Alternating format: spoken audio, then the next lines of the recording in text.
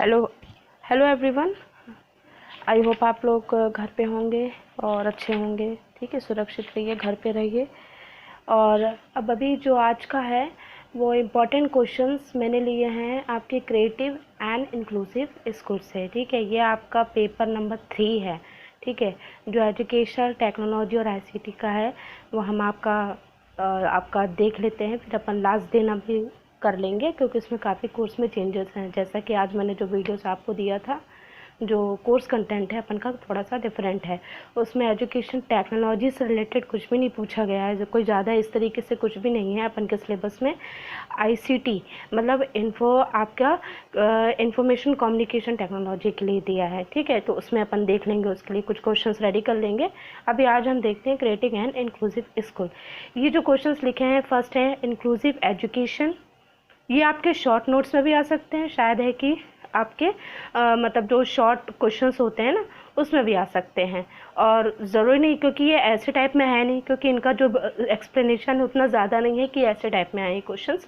लेकिन फिर भी अब अपने तरीके से, जैसा कि मैं आपको थोड़ा बहुत एक्सप्लेन कर दे रही हूँ। जैसे कि अगर आपने मेरा वीडियो देखा होगा क्रिएटिव एंड इंक्लूसिव स्कूल का पहला वीडियो, उसमें मैंने पूरा कंसेप्ट दिया है। उसमें पहला क्वेश्चन के लिए यदि मैं एक शॉर्ट नोट्स निकालती हूँ तो वह है आपका इंक्लूसिव एजुकेशन। कि जो इंक्लूसिव एजुकेशन होता है वो क्या होता है। इंक्लूसिव एजुकेशन के लिए सबसे पहले तो ये कि जो inclusive education is defined as a learning environment. ठीक है, as a so promote the full personal academic and the professional development of all learners. कि जिससे कि इंक्लूसिव एजुकेशन में किसी भी आप जाति के हैं, किसी भी वर्ग के हैं, कोई सा भी कलर है, मतलब कि इंक्लूसिव एजुकेशन इसलिए बनाया गया जिसमें कि हर प्रकार का बच्चा या किसी भी प्रकार से यदि वो सफ़र कर रहा है, मान लीजिए जाति के नाम पे या डिसेबिलिटी को लेकर या लैंग्वेज को लेकर या किसी प्रकार के, तो आरटीए 2009 के अंतर्गत इंक्लूसिव एजुकेशन आपका ये मतलब पारित हुआ था। तो उसके अकॉर्डिंग ये एजुकेशन बना। तो इसलिए इसको कि जो इसमें लर्निंग एनवायरनमेंट मिले उन बच्चों को भी जिसको मौका नहीं मिलता है, जिसकी कि समाज में कई लोग रिस्पेक्ट भी नहीं करते हैं, लेकिन उनको तो सरकार का क्या है कि हर किसी को एजुकेशन मिले। ठीक है, तो ये है आपका इंक्लूसिव एजुकेशन। मैंने उसमें एक छोटा सा एक और शॉर्ट नोट दिया था, inclusion. What is inclusion? Inclusion, the term inclusion means that all people regardless of their abilities, disabilities or health care need have the right to be respected and appreciated and treated equally। कि जब inclusion एक ऐसा term होता है जिसमें कि सारे व्यक्ति, मतलब कि उसमें उनकी क्षमता, मतलब उनकी क्षमता क्या है या क्या क्षमता नहीं है, और उनकी हर चीज़ों को देख के ही यदि हम हर चीज़ को, यदि उसको समाज में यदि हम उनका स्थान रखेंगे, उनका रिस्पेक्ट करेंगे और सबको एक समान रूप से बिहेव करेंगे सबके साथ, तो क्या होगा? अच्छा होगा। तभी हम उस चीज़ को बढ़ा सकते हैं, तभी तो इंक्लूसिव एजुकेशन आपका आया है। ठीक है, तो यह है आपका इंक्लूजन कि व्हाट इज़ अ इंक्लूजन। फिर हमने बात करी है शॉर्ट नोट डिसेबिलिटी की। इसको और आप और ब्रीफ कर सकते हैं। डिसेबिलिटी में क्या है, बहुत सारे प्रकार की डिसेबिलिटीज़ होती है। जैसे कोई फिजिकल टैलेंट होता है, मतलब कोई मानसिक रूप से बीमार होता है, कोई फिजिकल रूप से बीमार होता है, मतलब कोई लोगों में थोड़ी सी डिफरेंट बीमारियां होती हैं। मतलब ये नहीं कह सकते कि वो जैसे कुछ अगर डिसेबिलिटी उसमें भी नहीं आती। जैसे कई बच्चा जो होता है, जैसे साइंटिफिक जो लैंग्वेज होती है उसमें अगर लर्निंग डिफ़िकल्टीज़ भी होती है कुछ बच्चों को। सो यदि बीएड में क्या होता है, डिस्लेक्सिया। ठीक है, इस तरीके की आपकी बीमारी भी होती है। वो तो डिसेबिलिटी मतलब फिर सेंसरी होता है, कोई फिजिकल होता है। तो इस तरीके से यदि आपको कुछ इंटेलेक्चुअल फॉर्म भी इसमें ऐड होता है, यदि इस प्रकार से यदि आपको शोज होते हैं किस प्रकार के मतलब are disability is an empowerment that may be a cognitive development, कि तब मानसिक रूप से विकास ना हो, and the mental, physical, sensory और the sum combination of these. अगर इस प्रकार के कॉम्बिनेशन है तो वो क्या होते हैं, डिसेबिलिटीज़ को प्रेफर करते हैं। ठीक है, फिर आपका है एम्पावरमेंट। कि एम्पावरमेंट क्या है, what is a empowerment. Empowerment क्या होता है, जैसे कि यदि कोई व्यक्ति मतलब फिजिकल रूप से पहले से ना रहा हो, लेकिन उसका ट्रीटमेंट हुआ हो, लेकिन ट्रीटमेंट के बाद भी क्या होते हैं, कुछ लोग मतलब कि साइकोलॉजिकली उसको डील किया गया था, या मतलब उसको सोशियोलॉजिकली उसको डील तो किया गया था, लेकिन किसी भी प्रकार से यदि किसी का हेल्थ में इस प्रकार का इम्पेयरमेंट दिखता है, अब नॉर्मलिटी दिखाई देती है उसके बाद भी, ठीक है, किसी ने या फिर कोई चीज़ों का मतलब लॉस भी होता है, तो इस प्रकार के यदि आपको लोग दिखते तो वो एम्पावरमेंट को शो करते हैं, ठीक है, ये एम्पावरमेंट होता है। फिर आपका आता है विजुअल एम्पावरमेंट। विजुअल मतलब अगर विजुअल आपका जो वर्ड अगर हम देखें तो मतलब विजन मतलब है कि कुछ ज़्यादा ना अच्छे से किसी चीज़ को मतलब विजुलाइज करना, मतलब अच्छे से, यदि आई कांटेक्ट ना बना पाना या फिर आई से रिलेटेड कोई भी ऐसा डिसीज़ होना, मतलब कि जिसमें कि यदि देखने की मतलब पावर जो हो जाती है सब कम होती है, ठीक है। तो in the term of visual empowerments now to describe a wide variety of the condition that the effect of vision abilities. So we use the term to denote a mild to most severe vision loss rather than the defeat in the eye itself. So अब इसमें देख सकते हैं ये, और ये इसमें एक उसकी बात की गई है, एक एक्ट की आइडिया का यहाँ फुल फॉर्म वो फ़ोन वाले आइडिया से नहीं है, इसमें आइडिया का फुल फॉर्म है individual with disabilities education act of 1997। Okay, अब इसमें कुछ छोटे पॉइंट्स हैं, जैसे कि अगर आप कैसे आइडेंटिफाई कैसे करेंगे कि ये विजुअल एम्पावरमेंट्स है, ठीक है, तो जैसे टोटली ब्लाइंड, एकदम legally blind, low vision, partially sign, मतलब कुछ जो देख तो रहा है लेकिन उस तरीके से देख रहा है, ठीक है, तो ये आपका विजुअल एम्पावरमेंट का हो गया। फिर है पैरामीटर्स ऑफ इंक्लूसिव एजुकेशन, ठीक है, इसमें हम देख सकते हैं जैसे कि कुछ ऐसा कंसेप्ट है कि जैसे कि अप्रिशिएट, जैसे इनको क्या करना चाहिए, कि पैरामीटर्स क्या हो सकते हैं, कि क्या क्या हम ऐसे स्टेप्स ले सकते हैं कि जिससे कि जो इंक्लूसिव स्कूल जो एजुकेशन जो बच्चे ले रहे हैं उनको ये ना लगे कि हम इनके साथ नहीं बैठ सकते हैं। तो पहला तो ये कि अप्रोप्रिएट एंड ग्रेड प्लेसमेंट, उनको इस प्रकार से मतलब बच्चे को देखते हुए उसका ग्रेड प्लेसमेंट कर सकते हैं, जैसे स्कूलों में होता भी है, काफ़ी स्कूलों में होता है no special classes for them, मतलब कोई भी स्पेशल क्लासेस या स्पेशल स्कूल ना हो उनके लिए, कोऑपरेटिव लर्निंग प्रैक्टिस, उनको कोऑपरेटिव लर्निंग की प्रैक्टिस दी जाए, ठीक है। फिर जैसे special education support given to a regular education, जैसे कि उनको स्पेशल या एलिमेंट्री से क्लासेस लगती है, तो ये ना हो मतलब उनको स्पेशल क्लासेस के लिए उनको बाकी सामान्य बच्चों के साथ ज्वाइन करना है, ठीक है, तो ज्वाइन करना है। इस तरीके से आप लोग आई होप आप लोग ने इतनी देर में ये छोटे छोटे जो पॉइंट हैं मतलब लिख लिया होगा, प्लीज़ इसको लिख ज़रूर लीजिएगा आप लोग, ठीक है। भले एक्सप्लेनेशन यदि आप पूरा नहीं सुन रहे हैं तो कोई बात नहीं है, लेकिन एक्सप्लेनेशन सुनने से बस ये है कि एक ये आइडिया होगा कि ये पर्टिकुलर जो टॉपिक है इसमें क्या है, ठीक है। इतना तो है कि अभी सबने पूरा नहीं पढ़ा है, लेकिन थोड़ा बहुत तो यदि आपने अपने सोर्सेज से पढ़ा होगा अच्छी बात है, लेकिन वो मतलब वो आइडेंटिफाई क्या कर रहा है पर्टिकुलर वो टॉपिक, तो वो आप लोग कम से कम सुन सकते हैं, ठीक है। Now the special education support given to regular education collaborating, जैसे कि लर्निंग के लिए बात हुई थी, ठीक है, तो ऐसे हम collaborating at the affairs are needed to provide the service to who need at them, ठीक है, तो हम उनको भी वो सर्विस प्रोवाइड कर सकते हैं कि मतलब ये है कि यदि आप लोग वीडियो देख रहे हैं तो प्लीज़ यदि आपको कोई प्रॉब्लम, यदि आपको ये से पॉइंट हैं, ठीक है, तो आप नीचे चैट में भी कुछ रिप्लाई कर सकते हैं, मैं देख सकती हूँ कि आपको क्या चैट में, यदि आप लोग चैट करेंगे तो ये समझ में आएगा कि मतलब कि कितने लोग देख रहे हैं।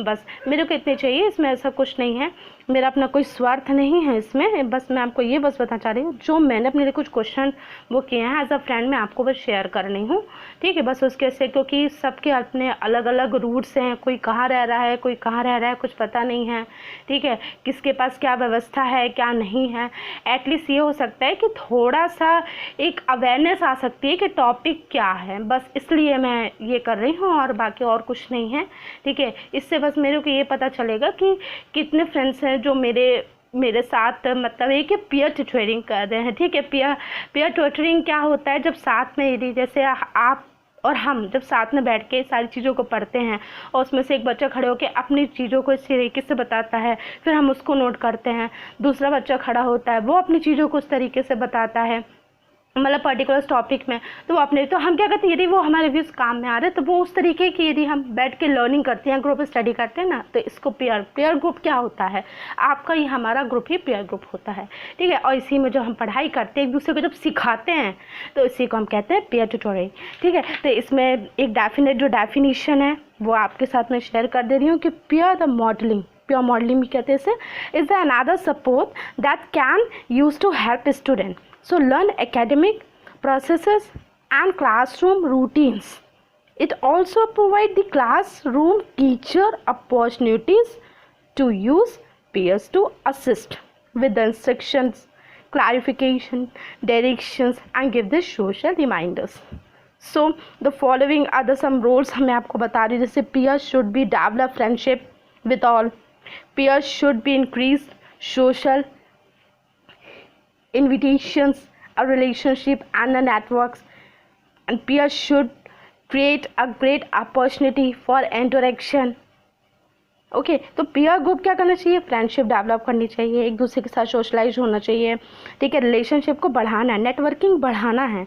तो हम नेटवर्किंग कैसे बढ़ा सकते हैं, हम एक पढ़ने वाले बच्चे या तो पढ़ाने वाले हैं, ठीक है, हम अपनी नेटवर्किंग कैसे बढ़ा सकते हैं, अपनी ग्रुप स्टडी के थ्रू, अपनी फ्रेंडशिप बनाकर, फ्रेंडशिप ऐसे और कुछ ग्रेट का मतलब कि अपॉर्चुनिटीज़ क्रिएट करके, कि इस तरीके से कि इंटरेक्शन फॉर्म मिले, इंटरेक्शन प्लेटफॉर्म मिले, हम खुद मिलके एक प्लेटफॉर्म बना सकते हैं, खुद मिलके बना सकते हैं। क्योंकि कॉलेज के स्टूडेंट्स, कहीं किसी भी कॉलेज के स्टूडेंट्स हों या मतलब कॉलेज का एक ऐसा पेयर ग्रुप हो, तो वो क्या होता है, बहुत कुछ कर सकता है।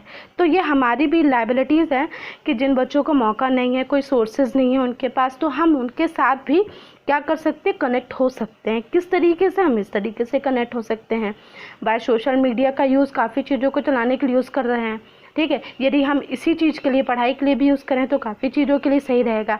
आप अपने थॉट शेयर कीजिए, हम अपने वो थॉट शेयर करेंगे, हम अपना ओपिनियन देंगे, उसमें आप अपना ओपिनियन, तो इस प्रकार से हम हर बात में डिस्कशन करना बहुत ज़रूरी, क्योंकि तभी हम आगे बढ़ते हैं, ठीक है। तो ये होता है आपका पेयर ग्रुप, इसी को कहते हैं। और इसके रोल्स और रिस्पॉन्सिबिलिटी तो जाहिर सी बात है इंक्लूसिव एजुकेशन के लिए बहुत ज़रूरी है। जब तक आप में वो भाव नहीं आएगा या आप में वो फीलिंग नहीं आएगी पेयर ग्रुप की, तब तक आप फिर एक अच्छे टीचर कैसे बनेंगे, ठीक है। तो मेन बात ये है कि एजेंडा ये कि बीएड अच्छी बात है कर रहे हैं, ठीक है। आज नहीं तो कल गवर्नमेंट जॉब के लिए ही कुछ लोग गवर्नमेंट जॉब के लिए कर रहे हैं। कुछ लोग जानते हैं कि केवल हमें बीएड की डिग्री चाहिए, बस हमारे पास तो जॉब तैयार है, ठीक है, बस शॉर्ट डिग्री होगी तो हमें जॉब मिल जाएगी। कुछ लोग प्राइवेट जॉब कर रहे हैं कि उनकी रिक्वायरमेंट है भैया बीएड चाहिए होता है, इसलिए हम बीएड कर, लेकिन बीएड सिखाना, लर्नर, एक अच्छा लर्नर ही एक अच्छा टीचर बन सकता है, एक अच्छा लर्नर ही एक अच्छा टीचर बन सकता है। सो प्लीज़ मेरे पॉइंट को ध्यान रखिएगा। जब तक आप खुद नहीं सीखने के चाह रखेंगे, आपका खुद इंटरेस्ट नहीं होगा बीएड के फर्स्ट सेमेस्टर में या सेकंड सेमेस्टर में, इंटरेस्ट, मोटिवेशन, है ना, मल्टीपल इंटेलिजेंस, ये बहुत काफ़ी ऐसे टॉपिक थे कि अपन स्टेप्स फॉर टीचिंग मॉडल्स, बहुत सारी चीज़ें पढ़ी। तो क्या उसको अभी अपने अप्लाई किया?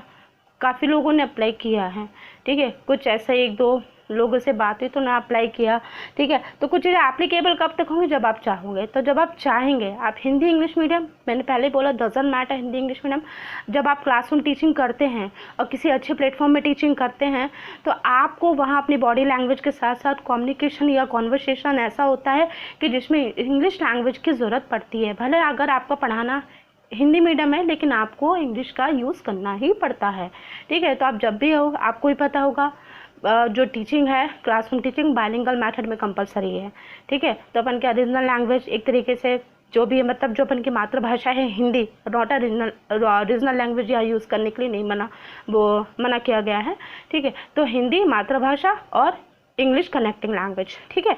तो इस तरीके से हम लैंग्वेज यूज़ करते हैं। तो बाइलिंगुअल लैंग्वेज तो कंपलसरी है। तो उसी के थ्रू ये है कि जब आप बीएड कर रहे हैं तो हर चीज़ को, पार्ट को समझना बहुत ज़रूरी है। जब आप खुद प्रैक्टिकल नहीं करेंगे तो बच्चों को हम क्या बताएंगे? जो हमने खुद नहीं किया वो हम बच्चों को क्या सिखाएंगे? जब हमने खुद चीज़ें लर्न नहीं करी तो हम बच्चों को क्यों बोलेंगे, किस अधिकार से बोलेंगे कि बेटा आप लोग भी याद करो? जब आपने खुद नहीं समझा किसी चीज़ का मतलब, तो वो कैसे करेंगे? तो मतलब अप्रोच इतनी है बस मेरी कि आप भी उस चीज़ को बस समझ के आगे बढ़ना, ठीक है। डिग्री पास तो सभी हो जाना है, ठीक है, परसेंट भी अच्छे बन जाना है, सब हो जाना है, लेकिन क्या आपसे वो चीज़ अभी भी, क्या आप जानते हो उस चीज़ों को? क्योंकि ये सब चीज़ें क्लासरूम एक प्रैक्टिकम में आपके काम में आनी है ना, प्रैक्टिकल में आपको बहुत ज़्यादा काम में आनी है, ठीक है। तो आई होप आपने पूरा वीडियो देख लिया होगा। लोकोमोटर एम्पावरमेंट और बचा है, उसको हम बता दें, ये भी जो है आपका, ये आपके एक तरीके का डिसेबिलिटी से, मतलब कि जो एम्पावरमेंट है, empowerment and locomotor empowerment, a person with locomotor disability will have limited movement of body parts.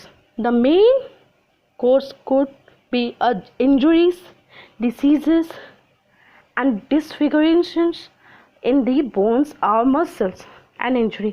मतलब है कि जब मान लीजिए कहीं किसी एक्सीडेंट में या ब्रेन चले गया या स्पाइनल कॉल वो हो गई या नर्व्स डाउन हो गए या मतलब इस तरीके की अगर चीज़ें हो जाती हैं, ठीक है, तो बॉडी का जो मूवमेंट है वो सारी चीज़ें बंद हो जाती हैं, ठीक है, तो ये लोकोमोटर डिसेबिलिटी के अंदर में आते हैं। मतलब इस तरीके से कुछ ऐसे केसेस होते हैं, ठीक है, substantial restriction of the movement, so limbs और are usual a form of the cerebral palsy, ठीक है। सो कैरेक्टरिस्टिक्स इसके, द मान लो जी फर्स्ट है, the child is not able to raise both the arms fully without any difficulties. Secondly, the child is not able to grasp a object without any difficulty.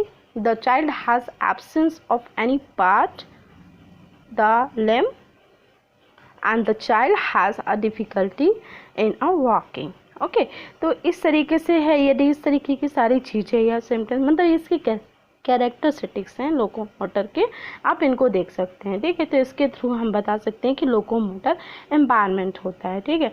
ये तो आपके रहे short notes या फिर शॉर्ट क्वेश्चंस के form में भी आएंगे, देखिए घुमा के पूछते हैं, क्योंकि लोग सीधा सीधा तो कभी पूछते नहीं है। अपन को फंडा है बस फोकस करना मेन टॉपिक पे, मेन टॉपिक क्या है, बस टॉपिक देखा, क्वेश्चन आया, रिलेट करके लिख दिया, बस ख़त्म, इतनी सी बात है। कोई सबका आंसर नहीं मिलने वाला बुक में, ठीक है, क्योंकि बुक में भी टॉपिक वाइज होता है, ठीक है। नोट्स जब हम बनाते हैं तो हम टॉपिक वाइज नोट्स बनाते हैं, क्वेश्चन वाइज नहीं बनाते, क्योंकि क्वेश्चन तो एग्जाम में कोई सा भी आ जाने हैं। हम क्वेश्चन बना के लिखते हैं, पढ़ते ज़रूर हैं, लेकिन क्वेश्चन अपने तरीके से आते हैं एग्जाम में, ठीक है। तो ये कुछ एक अप्रोच कि आप लोग ये छोटे छोटे शॉर्ट नोट्स या एज आप क्वेश्चन के फॉर्म में भी लिखना है तो लिख सकते हैं। टॉपिक में ज़्यादा फोकस करिए, टॉपिक देखिए, बस उससे रिलेट होकर लिख दीजिए, बस खत्म। तो ये है आपके शॉर्ट नोट्स। आई होप आप लोग ने अभी तक लिख लिया होगा।